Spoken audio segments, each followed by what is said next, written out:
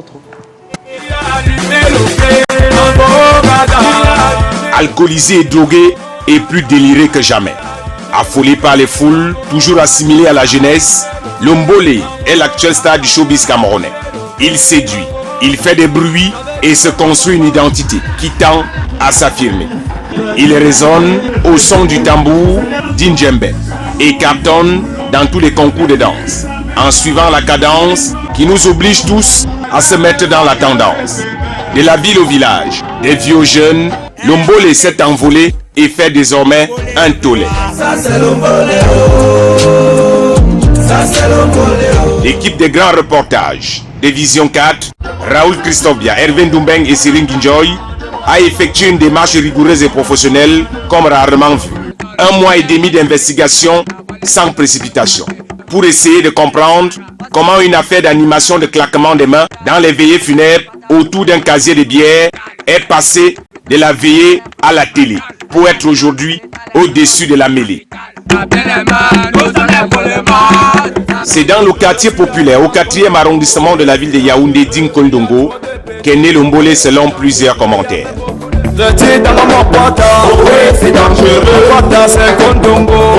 Pas aussi dangereux que ça finalement.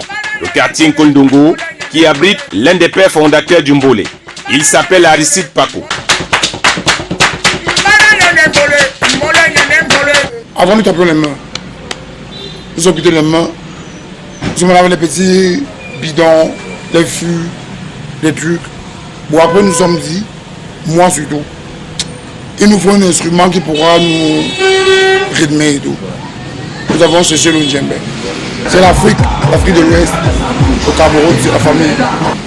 Donc nous avons adopté ce rythme où on peut jouer en expliquant avec une percussion. Mon manioc soit avec vous. Voici Joël Lafleur, auteur du titre à succès Mimbongi Manibe. Il nous a donné rendez-vous ici au lieu dit Entrée Morte Sefta Dikounou. Pour ce faire, nous essayons nous aussi de nous fondre dans la glace d'un mboléeur. Coiffure bizarre, pantalon destroy, un peu comme Joël Lafleur qui a rendez-vous avec son arrangeur-producteur Amamix.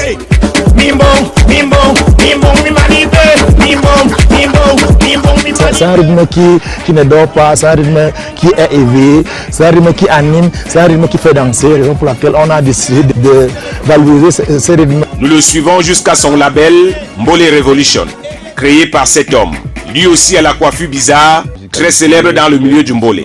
Le beatmaker, arrangeur-producteur Amamix est prêt et l'attend. À travers les veillées, nous avons vu qui avait du talent. J'ai créé mon label Mbole Révolution pour soutenir tous ces jeunes qui n'avaient pas les moyens, la capacité, qui ne connaissaient pas l'environnement du studio pour pouvoir produire des chansons. 2 semaines après avoir rencontré Joël Lafleur et Aristide Paco, nous avons rendez-vous avec un DJ d'un nightclub de la place. Lui aussi transfuge du ghetto, de la terre du Mbole et de Nkondongo.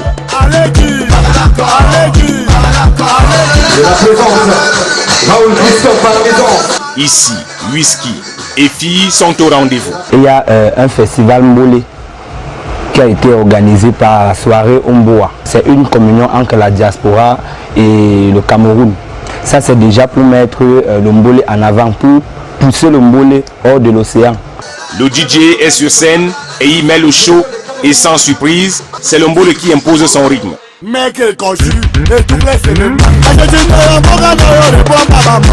quartier Nkondongo, on peut ajouter Mvogada, Pakita, Anguissa et Somba ou encore Ekounou. Voilà les quartiers terre du Mbole de Yaoundé.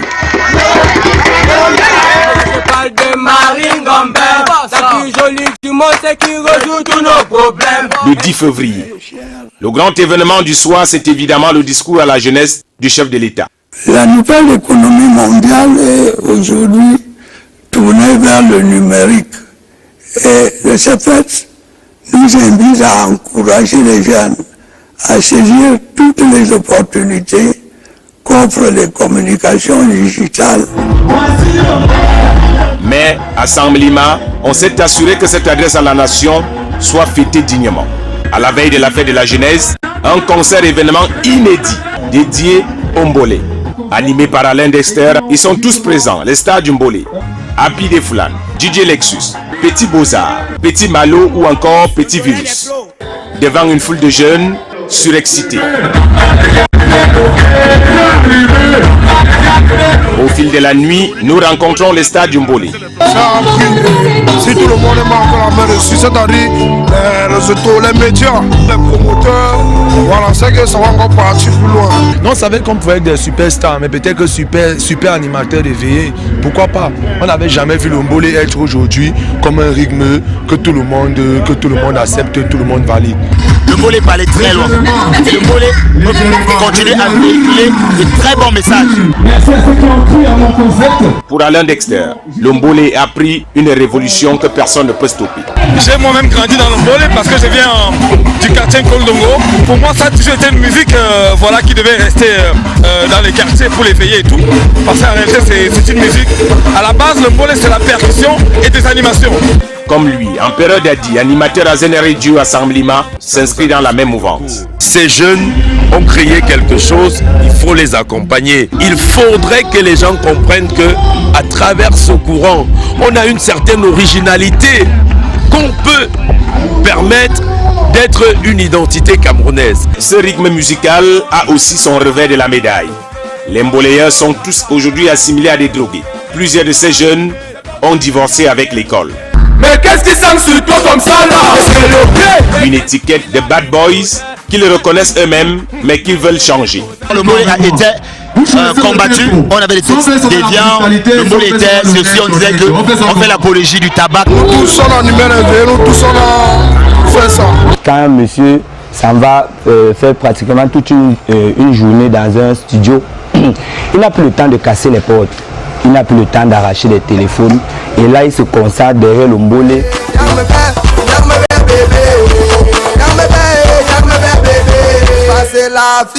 D'ailleurs, le rythme est tellement populaire qu'il séduit même les vieux. La gorge là, il faut la courir. Les seins là, il faut les sucer. C'est ça le Mbole.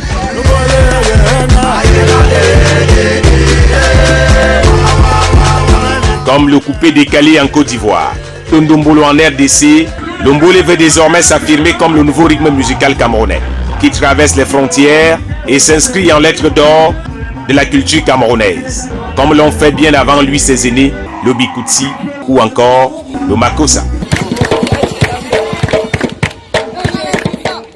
De retour sur le plateau et justement, vous l'avez certainement compris, on a Raoul Christophe Mbia qui est des nôtres aujourd'hui. On va dire que Raoul Christophe Mbia est issu d'une famille de 17 enfants. Par là, Raoul Christophe Mbia fait ses études du côté de Ngwa-Ekele à Yaoundé. Ou encore, il rencontre Ernest Obama en 2012 dans un stade de football où il obtient de commencer en radio satellite plus précisément, qui est membre, l'un des membres du groupe L'Anecdote naturellement. Il va poursuivre en télé à Vision 4 juste après. Raoul Christophe Mbia, jeune journaliste, encore appelé journaliste grand reporter ou encore journaliste au stylo pistolet, parce qu'après on va dire que pour certains, il tire. Quand il tire, il touche facilement sa cible.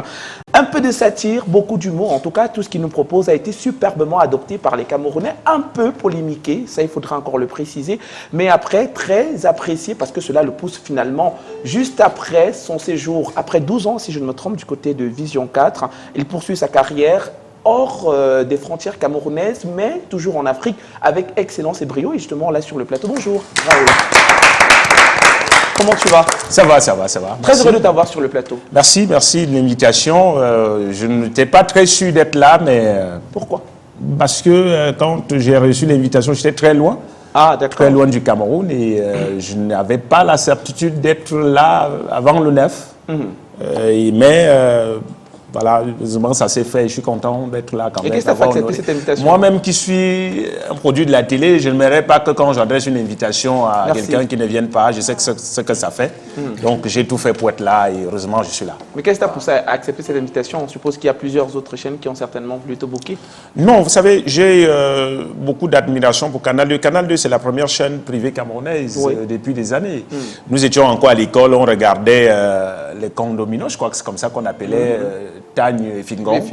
Et donc Canal 2 apportait cette autre diversité, un autre regard à la télévision. On n'en avait qu'une seule à l'époque. Donc quand tu rentrais de l'école, tu prenais, je ne sais pas si à l'époque même des télé avec les télécommandes, tu allais appuyer là et puis tu passais à Canal. Tu pouvais passer toute la journée à rigoler. Il y avait le divertissement. C'était vraiment... Canal 2 est arrivé à un moment où on en avait besoin et dès lors, les gens ont adopté Canal 2. Donc aujourd'hui, malgré la concurrence, malgré les chaînes qui viennent, Canal 2 c'est comme du bon vin. Ça se bonifie. C'est pas parce que je suis à Canal 2 que je l'ai dit, hein. J'ai toujours été franc dans ma façon. Je pense que Canal 2 c'est la chaîne de depuis. Elle est là. On a un peu bousculé Canal 2 en arrivant aussi, mais elle a tenu le bon bout, elle est toujours là. Donc bravo à Canal 2. Donc on ne peut pas refuser de venir à Canal 2 quand c'est Canal 2 qui vous appelle. Ah, du coup, à chaud, comme ça, on n'avait pas prévu de te prendre à chaud. Moi, je te pose une question rapidement qui me vient en tête. Et là, j'ai peut-être l'honorable Emmanuel Tchatché qui te propose un contrat pour Canal 2. Tu prends, tu refuses? Bah, je vais réfléchir à beaucoup de choses parce que là, je suis ailleurs. Et ça fait aussi du bien de voir quand on se frotte à d'autres personnes. Vous savez, c'est facile chez vous de fuir la police. Vous savez, si la police vous attend au carrefour Loncat, vous pouvez passer par... mais ailleurs, ce n'est pas évident. C'est pas évident. Donc, vous affrontez vos responsabilités. Et donc, en allant ailleurs, j'ai eu l'opportunité aussi de voir comment ça se passe, d'évoluer avec d'autres personnes qui ne vous connaissent pas, qui n'ont pas été à l'école avec vous. Que vous n'avez pas de godasse, comme on dit. Donc, il faut vous frayer un chemin, il faut vous imposer par votre travail. Ça excite aussi. Je crois qu'aujourd'hui, c'est une fierté personnelle de dire qu'on va ailleurs et on s'impose aussi. Les gens sont obligés de vous écouter, les gens sont obligés de compter sur vous. Donc, revenir au Cameroun, oui, mais pour le moment, on va dire que c'est bien où je suis parce que ça me permet aussi de dire que le Cameroun, c'est une façon pour moi aussi d'être, entre guillemets, un ambassadeur du Cameroun là où je suis. Alors, belle manière de le dire et de faire, naturellement, de vanter les mairies du Cameroun à l'international. Nous allons revenir sur cette belle carrière, naturellement, qui ne fait que commencer finalement parce qu'il débute encore, on va le dire. Et justement, on s'imagine de belles choses pour l'avenir. Alors, justement, on a Raoul Christophe Mbia, les gars, vous l'avez remarqué certainement. On l'accueille normalement, non? Justement. Tu dis? Raoul est chez lui. Il est chez lui. Il est tranquille. C'est nous et nous sommes chez vous. Constater qu'il n'est pas gêné. Il n'est pas dérangé. Il est plutôt à l'aise. Très à l'aise, vous trouvez? Ce qui était plus intéressant, c'était de le voir regarder ce reportage-là. Et derrière, je me dis, qu'est-ce que tu te dis quand tu regardes ça? C'est vrai qu'ici, on s'est attardé, pas forcément sur le mbolé, mais davantage sur le style journalistique de l'homme que tu es. Qu'on ne comprenait pas au départ. Voilà, et après, il y a derrière quand même, David faisait bien de le mentionner, il y a quand même des balles très violentes que tu as dégagées par le passé. Est-ce qu'aujourd'hui, Raoul Christophe Mbia a racheté, j'ai envie de dire, a racheté sa plume? Bon, celui qu'on a écouté, le reportage qu'on a écouté, c'est peut-être le reportage le plus abouti en termes de journalisme pur. C'est-à-dire que sans beaucoup d'intrigue, vraiment dans l'investigation et tout ce qui va avec. Par contre, je crois qu'il y en a d'autres que quand moi-même j'écoute, je ne vais pas jusqu'au bout. Oui. Oui, moi-même, parce que je trouve que je suis extrêmement violent. Comme quel reportage peut-être? Celui sur J. Remingona, par exemple. Ouais, quand je l'écoute, je ne peux pas aller jusqu'au bout parce que je trouve que j'ai été extrêmement violent. Celui que j'ai fait sur Valsero aussi, j'en ai fait aussi. Donc, quand j'écoute ce type de commentaires, j'arrête directement la vidéo. Tu étais dans un état second quand tu écrivais? Non, pas dans un état second, c'est que je découvre l'arme fatale du journaliste qu'on peut être. Je découvre que le journaliste a cette capacité d'élever et de rabaisser. Donc, quand j'écoute ça, je me rends compte du pouvoir, du stylo qu'on a, de ce qu'on est capable de faire quand on écrit. Vous savez, j'avais souvent été convoqué au Conseil national de la communication et à chaque fois que j'y venais, on me disait « Est-ce que vous avez idée de ce que vous êtes capable de faire en écrivant des choses que vous écrivez des vies que vous pouvez détruire, des carrières que vous pouvez briser. Et tout. Donc, quand j'écoute certains reportages, je dis « Ah, là, je suis quand même allé fort. » Raoul, d'où la question, est-ce que tu as racheté ta plume? Est-ce qu'aujourd'hui, Raoul se dit plus jamais ça? Oui, il y a des commentaires que je ne ferai plus. Je ne vais plus quand même exagérer sur certains mots, clairement. Et puis, je reste quelqu'un qui maintient sa ligne de conduite. Quand il faut dénoncer, je ne mets pas les gants, mais avec maintenant le choix des mots est beaucoup plus rigoureux. C'est vraiment, je ne laisse plus les émotions prendre le dessus. Je suis beaucoup plus rigoureux en termes de choix des mots parce que je prends en compte que les mots blessent Et ça reste aussi parce que ça blesse et ça reste. Parce que j'aimerais bien effacer beaucoup de choses sur Internet que j'ai eu à produire, mais malheureusement, elles sont toujours là. Ça me rattrape, ça le mauvais côté de la... Je n'ai pas changé mon style, mais j'ai quand même ajusté le vocabulaire, le langage aussi, parce que je pense qu'il faut quand même modérer sur certaines choses. Très bien. Mais ce que je peux vous dire, c'est que je n'ai pas même quand il s'agit d'un chef de l'État, je reste dans mon style. Très bien. Et ça peut être fait des victimes, mais ça fait aussi votre succès. Ça fait votre popularité, on va le dire comme ça. Et il n'y a pas que le style, mais il y a aussi la voix. Tout à l'heure, quand tu es arrivé, tout à côté, Désiré disait je m'attendais à tout sauf un visage pareil. Parce que quand elle écoutait, elle se dit c'est une personne âgée, c'est un vieillot, c'est quelque chose. Mais dis-nous, d'où vient cette voix aussi? Parce qu'il faut dire, quand tu poses, c'est quand même différent. C'est différent, ça c'est différent, c'est atypique. Non, la voix, elle est naturelle. Aussi. La voix, elle est naturelle. Oui. Pour la petite anecdote, quand j'étais au lycée d'Anguissa, alors quand je parlais, l'enseignant se retournait rapidement. Et puis il se demandait, mais qui a cette voix? À l'école, c'était un peu une sorte d'intrigue, le petit vieux qui parle. Je n'étais pas si vieux que ça, mais la voix... La voix faisait vieux. Donc, et puis, un enseignant m'avait dit, mais ta voix là, il faudra la poser, tu peux l'utiliser plus tard pour ton bien. Tu as une grosse voix, donc parfois on m'utilisait en salle de classe pour venir dire un discours, pour relayer une information. Moi j'étais dans des classes où on était très nombreux. Moi j'ai fait des classes où il y avait 120 élèves. Quand on parle de lycée, on comprend bien. Voilà, donc pour passer un discours, l'enseignant me prenait et me dit monsieur Bia, venez lire ça. Donc je venais et puis il n'y avait pas besoin de micro, je parlais, j'imposais ma voix. Et c'est parti de là, donc c'est naturel et je n'ai jamais voulu changer. Je voulais rester moi-même avec ma tonalité camerounaise, sans jamais changer, pour faire aussi une sorte d'identité, parce que j'ai constaté même partout où je vais, les gens essayent un peu de ne pas être eux-mêmes, de changer la voix. Moi, je suis resté naturel avec ma voix, il faut l'accepter comme ça. Et justement, vu qu'on parle de ton style finalement, dans tes débuts, on a eu assez de balles, tu as eu assez de balles par rapport au registre, au style journalistique. On a un peu de satire, on te retrouvait pratiquement pas... D'où vient cela? Alors, j'étais un très grand fan des Guignols de l'info, Canal+. Je reste un grand fan du Petit Journal, TMC. Quand vous regardez toutes ces émissions, ils font exactement dans le même style que moi. Oui. Peut-être parce que c'est chez les Blancs. Peut-être que ça n'a pas la même connotation, mais les Guignols de l'info, c'est exactement ce que je fais, mais dans un registre, ce qu'on appelle, le genre journalistique qu'on appelle le biais. Donc, ce que je fais, ce n'est pas... Ailleurs, on le fait ailleurs. Je veux bien vous citer les Guignols de l'info, je veux vous citer le petit... Il y a 50 loups à TF1 qui fait pareil. Donc, je me suis dit, il y a ce genre qui existe, qui fait mal, qui n'est pas évident, parce qu'il faut avoir beaucoup de culture, beaucoup de vocabulaire aussi. Mais je venais dans un univers où il y avait déjà du classique, où tout le monde faisait pareil. Du déjà vu. Et du déjà vu, et moi je venais pas pour passer inaperçu. Et avec Arnaud, avec Ernest Obama, autant pour moi, comme parrain, on va le dire, parce que c'est lui qui t'introduit finalement au groupe L'Anecdote avec la radio, c'est la radio, je pense bien. Oui, quand je rencontre... Oui, comment il fait pour valider cela? Est-ce qu'il a directement validé ou bien tu as dit non, il faut quand même changer? Non, pour la petite histoire, Ernest n'a malheureusement pas été là pour voir... C'est Bruno Bijan qui vit ça? Oui, lui par contre, c'est lui qui valide en fait. Ernest n'a pas vécu ça. À l'époque où Ernest était à Vision 4, moi j'étais à la radio. Je faisais déjà ça à la radio, mais vous savez, la radio au Cameroun n'a pas la même audience que la télévision. Donc Ernest ne vivait pas vraiment ça, forcément. C'est lui qui m'a fait entrer à Vision 4, mais il n'a pas vécu ça de son passage là-bas. Quand il s'en va, c'est comme ça que Bruno Bidjan, lui, qui trouve que ce que je fais à la télé est très intéressant et que ça peut aider. Et puis, Vision 4 à cette période-là était un peu dans une période trouble, avait besoin d'un souffle nouveau, de quelque chose de nouveau pour reprendre l'audience.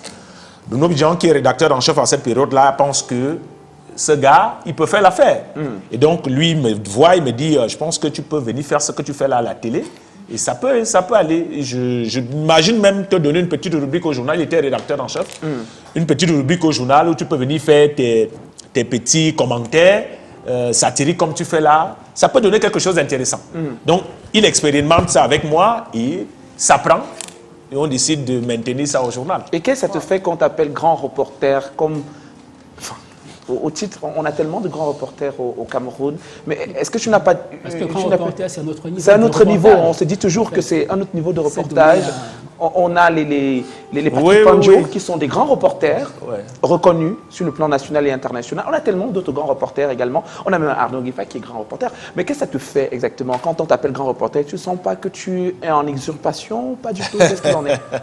Non, j'ai envie de dire que beaucoup de personnes qui ne connaissent pas le langage journalistique, les références journalistiques, ont découvert l'appellation grâce à moi, de grand reporter. Oui, non, je parle de ceux qui ne sont pas forcément des journalistes, qui ne savent pas qu'on peut être reporter, mais ils sont peut-être cultivés également, c'est qu'ils peuvent dire. C'est ce que je dis, c'est-à-dire qu'ils ne savent pas qu'il y a une gradation. Vous pouvez partir de journaliste assistant, journaliste stagiaire, journaliste reporter, grand reporter, journaliste principal, éditorialiste.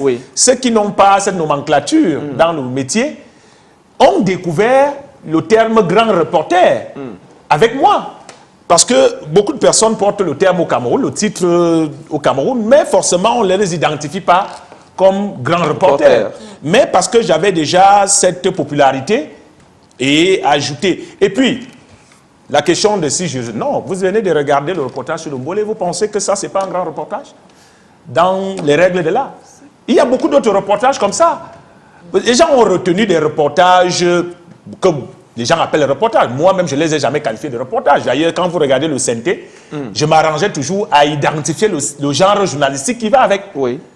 Donc, il y a des papiers, je vais le dire ainsi, qui n'avaient pas l'habillage reportage. Je vous ai parlé du billet, mais il y a des grands reportages que j'ai effectués qui ont obéi à tous les canons d'un grand reportage. L'enquête, le temps et tout, il n'y a pas que le mot, il y a d'autres comme ça. Donc Tom, je te reconnais comme étant grand reporter. Parce que j'ai fait tout ce qu'un grand reporter peut faire, de l'investigation, le temps mis, et tout ce qui va avec. On l'a compris. Donc il y a beaucoup de reportages comme ça qui n'ont pas toujours été mis en avant.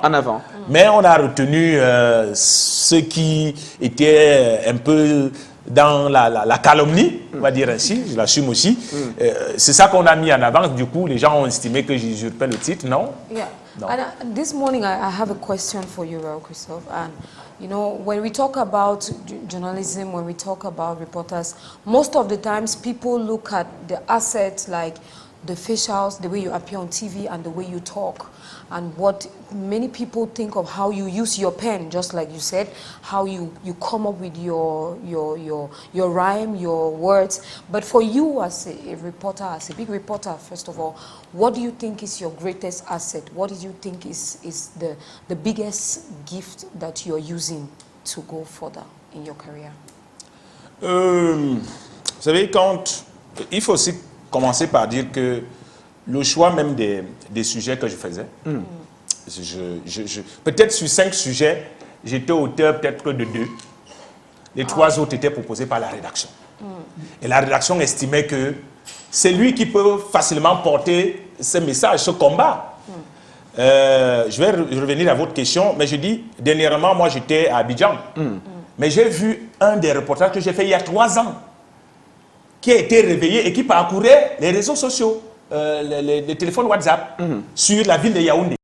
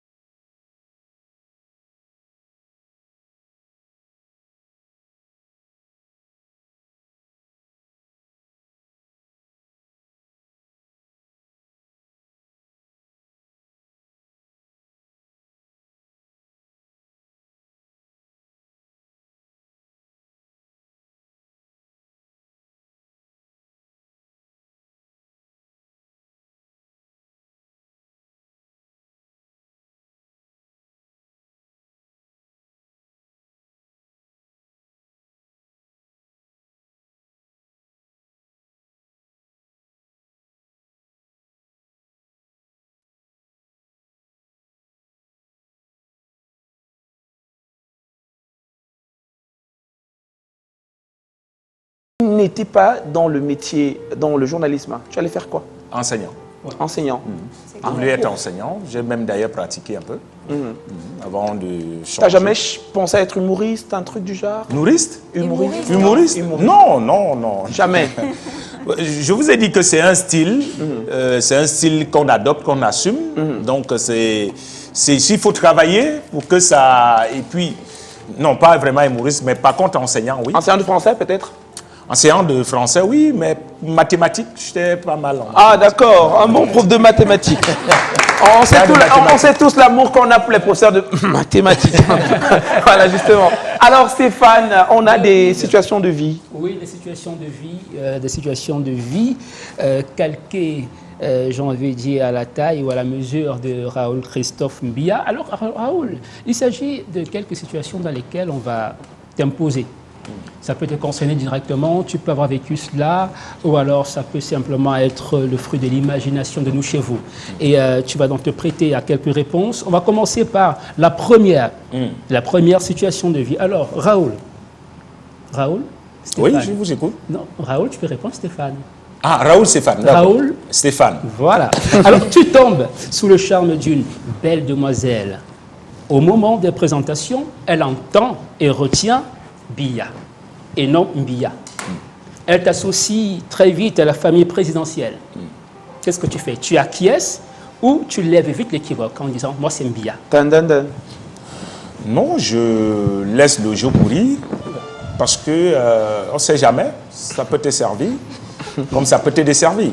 Il faut toujours laisser l'action aller jusqu'au bout pour savoir là où elle mène. Parce que si tu coupes rapidement que non, encore que c'est entre les deux personnalités, il y en a une qui est au-dessus, qui est très forte. Oui. Donc, le Biya que je suis ne peut pas se mettre au niveau du Biya. Ça veut dire que s'il y a les deux qui se retrouvent quelque part, il faut laisser que le Biya qui doit émerge, c'est-à-dire le président. Donc, je laisse que le président émerge et je vois de quoi il s'agit. Maintenant, si c'est un message qu'il faut donner parce qu'on m'a assimilé à la famille présidentielle. Là, je coupe tout. J'ai dit non. Là, il y a erreur. C'est juste que nous venons d'un même pays. Et les gens là-bas, c'est comme au Sénégal. Il y a beaucoup de salles. Tout le monde qui s'appelle Sall n'est pas Macky Sall. Très bien. C'est tout. Il faut en tirer profit quand c'est nécessaire. Allez, deuxième situation de vie. Eh bien, 3 partis politiques sont séduits par ton profil. Chacun d'eux souhaite avoir comme CELCOM. On a le RDPC, on a le MRC, on a le STF.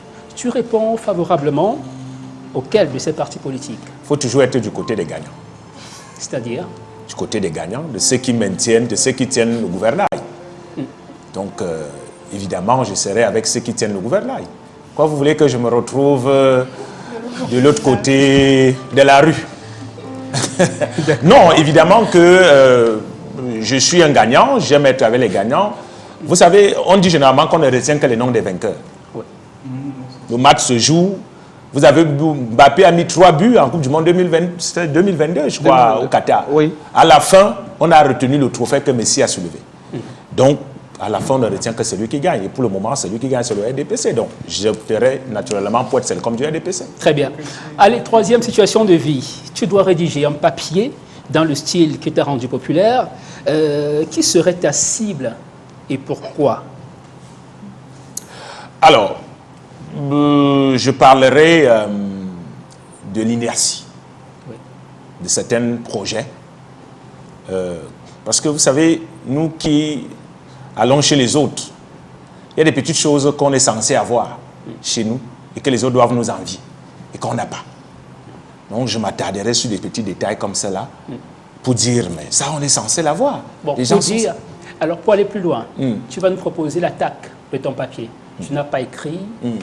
Quelle serait l'attaque de ton papier? Comment tu vas commencer ça? Je dirais, bienvenue au continent, pays du paradoxe, où tout ce qui est normal devient curieusement anormal. Celui qui clignote à gauche va à droite. Celui qui va tout droit tourne là où il ne faut pas tourner.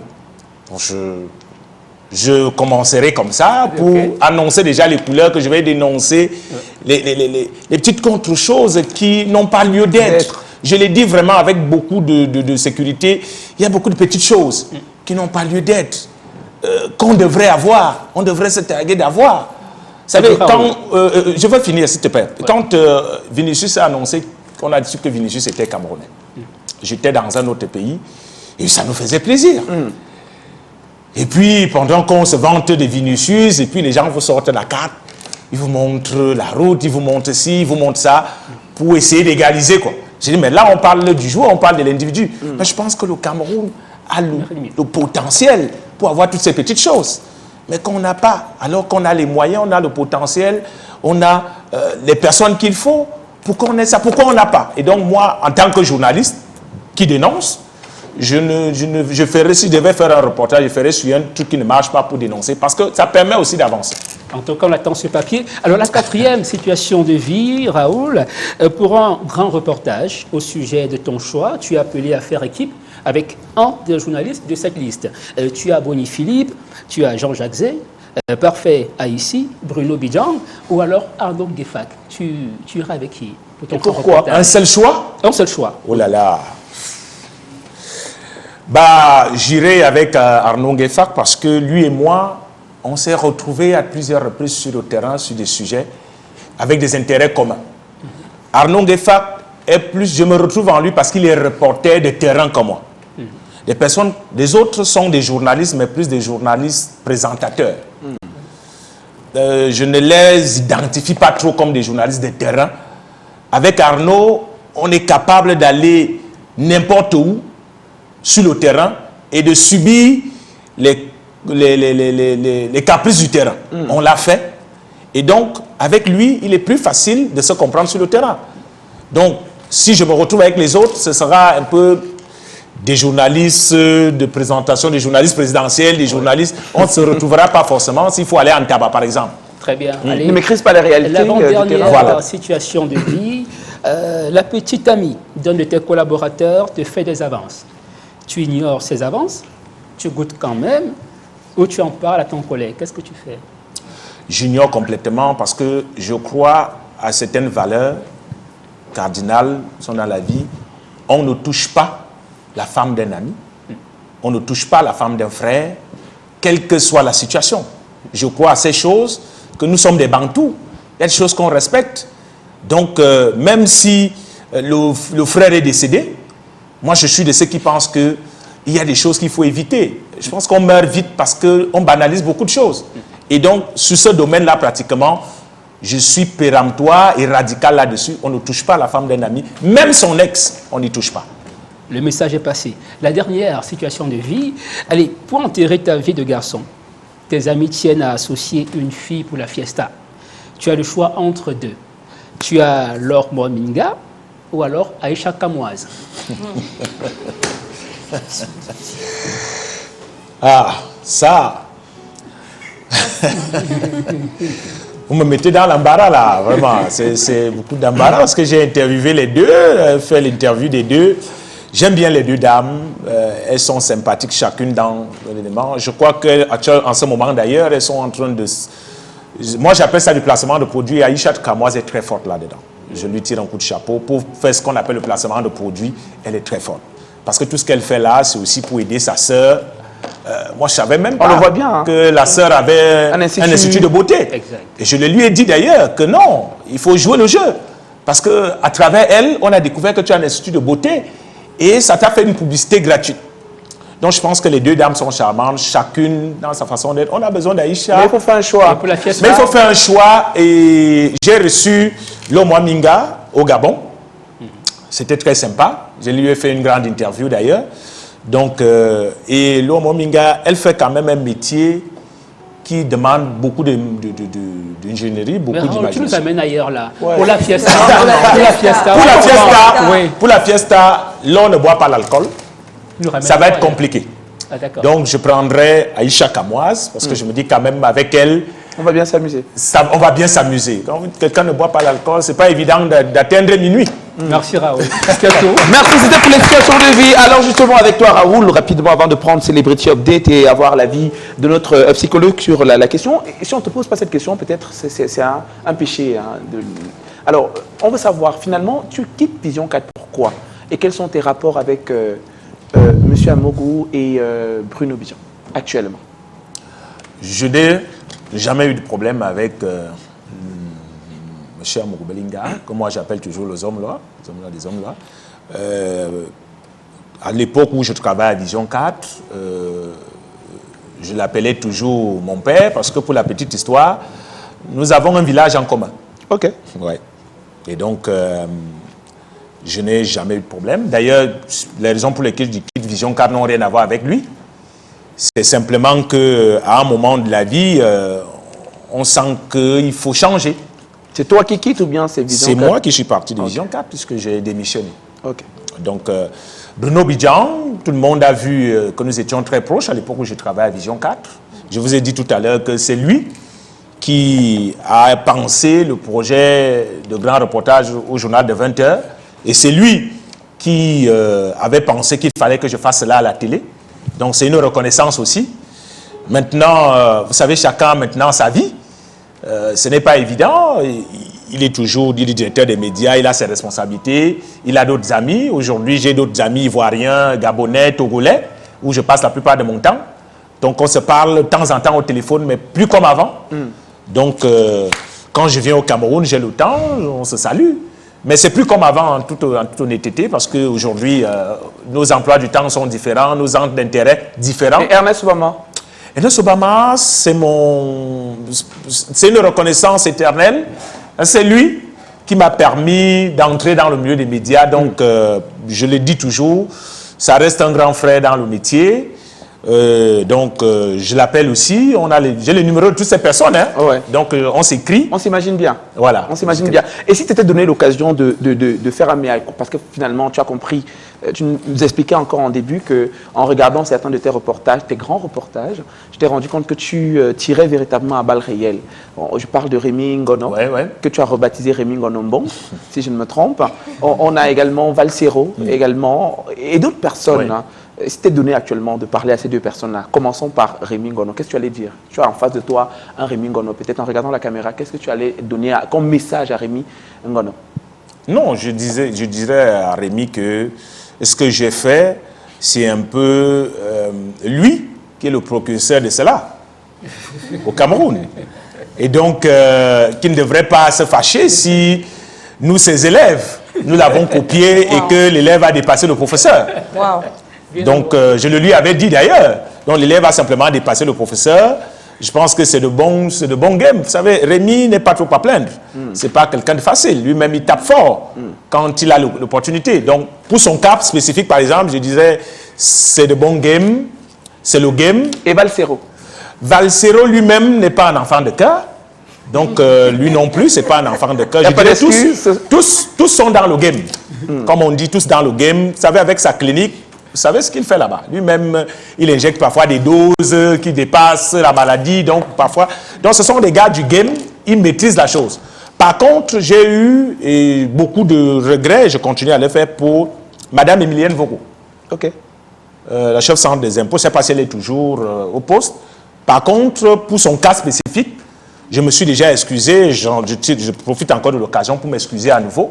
Parce que je pense qu'elle n'est pas dans le game. Elle n'a pas les moyens de se défendre médiatiquement. Rémi Ngono a sa page Facebook. Il est chroniqueur à RFI. Valsero, il a la musique. Il peut se défendre à travers sa musique, à travers ses textes. Il a sa page Facebook également, sa clinique. Par contre, cette dame, elle n'avait pas à se retrouver dans nos choses que nous faisons dans les médias. J'ai fait un reportage à charge contre elle. Et vraiment, c'est le reportage que je regrette le plus dans ma carrière, et je me suis déjà excusé. Je profite encore aujourd'hui pour m'excuser à l'endroit de sa famille. D'ailleurs, elle a un mari qui est journaliste comme moi. Oui, donc vraiment, j'ai toujours eu ça à cœur à chaque fois que l'occasion se présenterait de m'excuser, particulièrement auprès d'elle, parce qu'elle n'est pas dans le game, comme j'ai dit. Et donc, quand quelqu'un n'est pas dans le game, ça ne sert à rien de mêler la personne là-dedans. Alors, Raoul, actuellement, tu es au Gabon? C'est au Gabon? Oui. Ça se passe bien, ton aventure de ce côté? Très bien. Exactement. Quelle est ton actualité? Alors, je suis au Gabon, je travaille dans un média là-bas qui est un média qui a des origines ivoiriennes. Des origines ivoiriennes, c'est pour ça que je vous ai dit, je travaille dans 3 pays. Okay. La Côte d'Ivoire, le Gabon et le Togo, parce que le média a des ramifications pour ces 3 pays. Donc, quand je ne suis pas au Gabon, je suis en Côte d'Ivoire, très souvent. Quand je ne suis pas en Côte d'Ivoire, je suis au Togo. Et voilà, la plupart des temps aussi, on bénéficie du fait que le média est panafricain. Donc, on peut être au Congo démocratique, on peut être au Rwanda, on peut être au Sénégal. À tout moment, c'est l'avantage. Avec Hervé Doubé? Avec Hervé Doumben qui vient pour les grandes productions. Hervé Doumben vient pour les grandes productions quand il y a un voyage, mais de manière quotidienne. Hervé est avec vous ici. Ah, d'accord, super. Alors, on sort avec un mot peut-être à l'endroit de toutes les personnes qui t'aiment et qui ne t'aiment pas. Oui, bien sûr, il faut toujours vous assurer qu'il y ait des personnes qui ne vous aiment pas. Sinon, vous mourrez vite. Bon, on sort avec un message pour ces personnes-là, de manière générale. Voilà, donc, non, ce que je dis, c'est que nous avons tous un héritage commun, c'est le Cameroun, et partout où on est, quel que soit l'endroit où on se trouve, quand on parle mal du Cameroun, on se sent concerné. J'ai été touché lorsqu'il y avait la bataille Mincep-Fekafout. J'étais à Abidjan et vraiment en tant que Camerounais, je l'ai très mal vécu parce que c'est des intrigues à n'en point finir. Et donc j'ai dit aujourd'hui nous sommes des Camerounais, on peut avoir nos différences, on peut avoir nos points de vue qui ne s'accordent pas, mais on a un idéal commun qui est le Cameroun. Et donc à toutes ces personnes, tant que nous préservons notre richesse commune qui est le Cameroun, partout où on est, moi étant au Gabon, étant en Côte d'Ivoire, étant au Togo, je parle comme Camerounais. D'ailleurs, on cite difficilement mon nom. On dit toujours le journaliste camerounais. D'accord. Difficilement mon nom, on dit toujours. Il a encore frappé le journaliste camerounais. Mais merci beaucoup. Désiré, une question depuis le début de cette émission. On se demande, resterez-vous en couple avec une femme ou un homme parce que celui-ci attend, parce qu'il y a un enfant au milieu? Qu'est-ce qu'il en est? Oui. Alors, la réponse est qu'il ne faut jamais rester dans une relation parce qu'une personne tierce vous oblige à rester. Parce que l'enfant, c'est une personne, mais elle est tierce, elle est en dehors de votre bien-être dans le couple. C'est quelque chose de très intéressant et de particulier à prendre en considération. Parce que même si vous restez en couple pour cet enfant-là, lorsqu'il va naître, il va ressentir toutes les tensions, toutes les frustrations. Et ça, c'est une mauvaise chose pour lui. Et puis, si on pose la question de est-ce qu'il faut rester en couple, ça veut dire qu'au fondement, il n'y avait pas projet de rester en couple. Ça veut dire qu'à la base, il y a eu un problème, même si on était déjà en couple, et que le problème, vraiment, il est là. Et maintenant, on se dit, bon, quand même, l'eau de consolation, l'enfant et tout, je ne vous conseillerais pas de rester dans ce genre de relation parce qu'au contraire, vous n'allez pas aider cet enfant, mais lui transmettre plutôt des frustrations qui pourraient développer des troubles de stress post-traumatique. D'accord. Oui. Donc, on dit non. Non. Maintenant, prenons le cas d'une femme qui est en couple, il y a des enfants et qui se sent mal.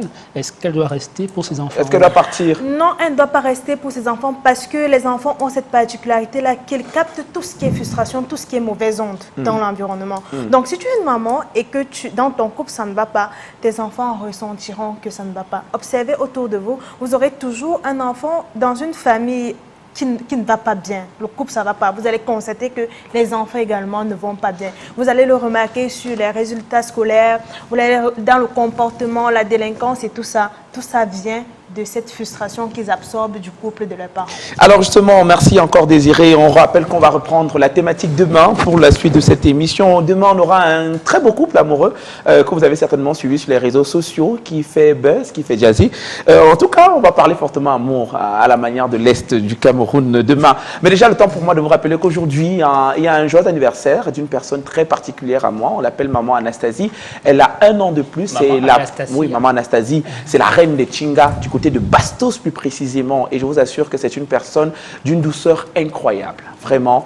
C'est vrai que bientôt elle va être Igwe là-bas, donc chef traditionnel du côté des Chinga. Elle a 1 an de plus aujourd'hui. Maman Anastasie, c'est la sœur de Katibalo, de Madogo, tellement de personnes. Alors bien des choses à toi, joyeux anniversaire. C'est une grand-mère incroyable, dévouée pour ses petits-enfants. Je pense à Macandis, je pense à Victor, je pense à Anastasie également, qui est sa petite fille, à tout le monde. Une belle mère incroyable, une mère incroyable. Merci encore, joyeux anniversaire à toi. Alors, Raoul, merci d'être passé. Merci Pinto, merci Ufé. Merci Désiré, merci Stéphane. Tu n'as pas échoué là? Ah non, j'ai pas échoué. Merci Christabel. À nous revoir demain sur les antennes du Canal du International. Même lieu, même heure. C'est nous et nous étions. Merci à l'herbe.